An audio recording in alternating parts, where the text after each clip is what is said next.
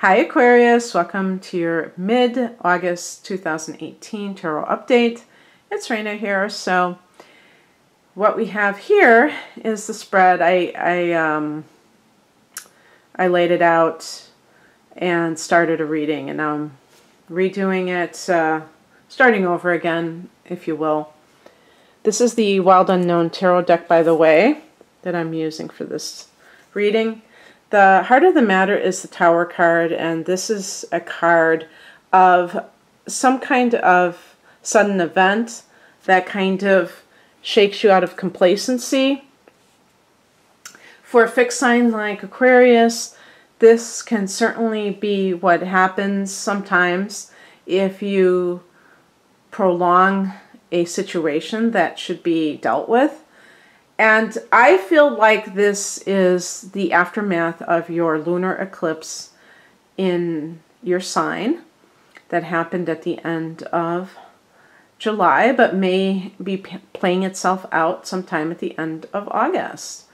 And you may be seeing some kind of situation. I believe that this would have already occurred. And that's why it's in the centerpiece, because it's something that you're dealing with right now.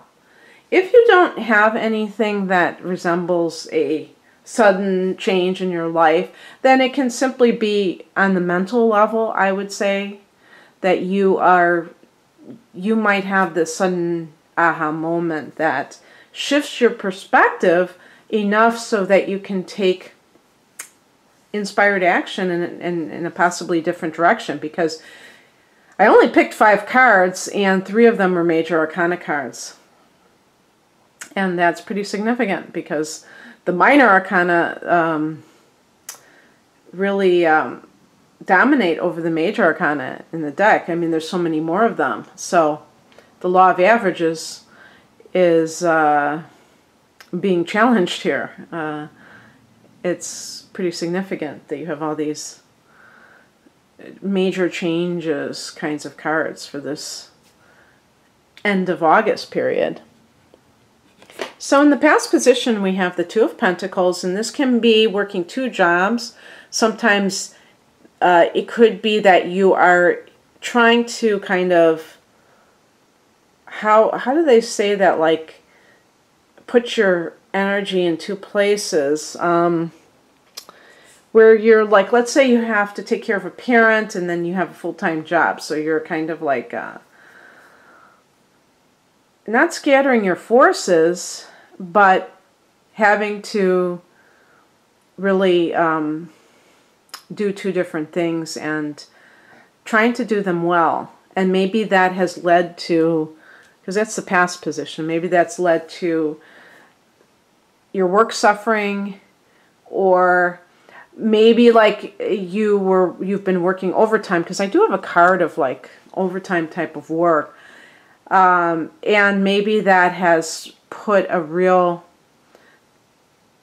challenge or stress on a personal relationship, and the other person finally had enough. They thought that you were working too many hours, maybe you're working 2 jobs, and that person just couldn't take it any longer.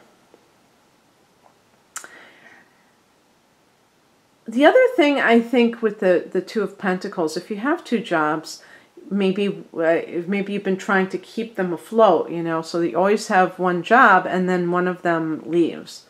You get laid off or something like that. Again, I think this is something that you're coping with in the aftermath. I suppose too, it could be 2 people that you were juggling, because in some of the other decks they show a juggler. So maybe you're trying to juggle 2 different relationships, and one of them found out, and then that was over with. You were exposed, what have you. I don't know. But what is happening right now is the Wheel of Fortune. So that's a very good card, and that's a card of alignment, and also talking about cycles. And it's kind of an interesting drawing. Quite interesting here. But the Wheel of Fortune is about how life goes in cycles, and Sometimes we feel we're on top of the world. Sometimes we feel like we're on the bottom of somebody's shoe. And right now, you're on top of the world. You're aligned with your purpose. You're doing something. Now, isn't that interesting that we're talking about the Tower and then we're talking about the Wheel of Fortune? So maybe you've had an event, like, for instance, being laid off or leaving a marriage after many years suddenly, just totally abruptly, leaving that situation and stepping into a really wonderful time period for yourself where you're just having a lot of good fortune. And it's like, I've heard the Tower card being described as something about, you know, lightning. They use that term about lightning, like when lightning hits something and it creates that electrical spark, and then it really enlivens whatever's happening. It kind of, I don't know if I read that somewhere or I'm just thinking about it now, because it's just, it's like, you know, like when you have, I think I've read that when you have an electrical storm, that it's really good for plants to grow. And things like that. And the nitrogen in the air or something, I don't know, whatever. But the point is that sometimes these storms in our life, or these, even if they're sudden things that happen, they can be there as a blessing, because they get us out of complacency, out of a rut, and we end up with something twice as good. And at the time, it might seem like a crisis. It might seem like, you know, this shock that we don't need right now, but it could be like, it could kick us, you know, like a kick in the butt, but that kick in the butt can inspire you to do something more for yourself. And it might be like in a very concentrated sort of a way. Because sometimes, you know, you plan very strategically and you take these little steps, and little by little you start to accomplish something. But sometimes you may have to do it a little bit more dramatically and suddenly, because you don't have that. You might have just like kind of dragged your feet about something, and now it's like, whoa, I have to deal with this. What is coming in is represented by the Death card. Again, this is about transition. Going back to that, that was like a death for you, that that lunar eclipse in your sign. The death to old patterns that no longer serve you, though. Not necessarily, oh wow, this is death, how terrible. No, how liberating. This is what the Tower card is. It's about liberation. And when I hear the word liberation, it makes me feel really good. And I'm sure that you feel the same way, Aquarius. Aquarius and, you know, my sign is Sagittarius, are very much into freedom, independence, and this reading seems to kind of go along with that.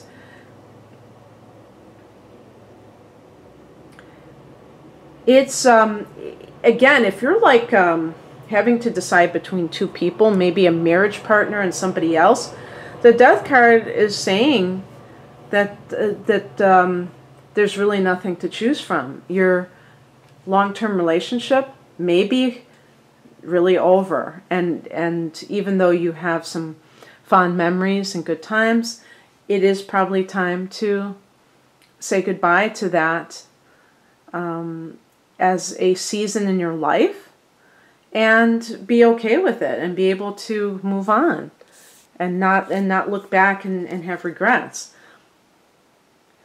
The outcome is the 10 of Wands. This suggests a period of hard work. So it's possible that you have some kind of a lucky break, maybe career-wise, but it's not going to come without a price. That means that you might have to really put a lot of elbow grease into something.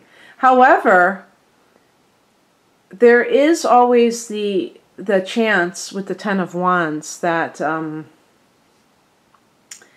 that it's too much, that you're doing too much. So you have to kind of make sure that you are keeping watch on your energy levels.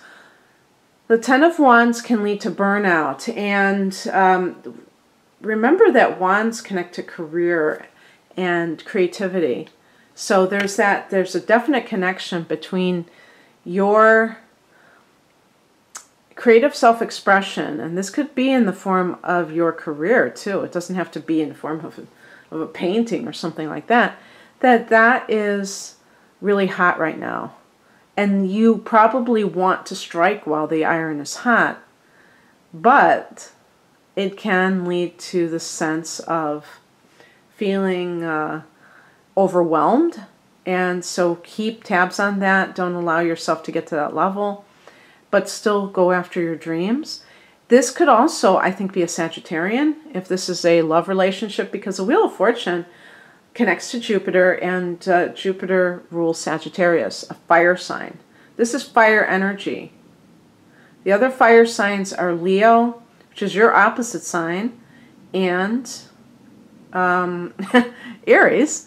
And I was getting a little bit distracted because I was also wanting to tell you that you also had that solar eclipse in the first part of August in Leo, and Leo is your opposite house, the 7th house. So that might have been this new relationship coming in. Okay, that's what I have for you, Aquarius. So if you'd like a private reading, please check below this video. There's a link to my website, rainamoonAstrology.com. Take care, Aquarius. Bye.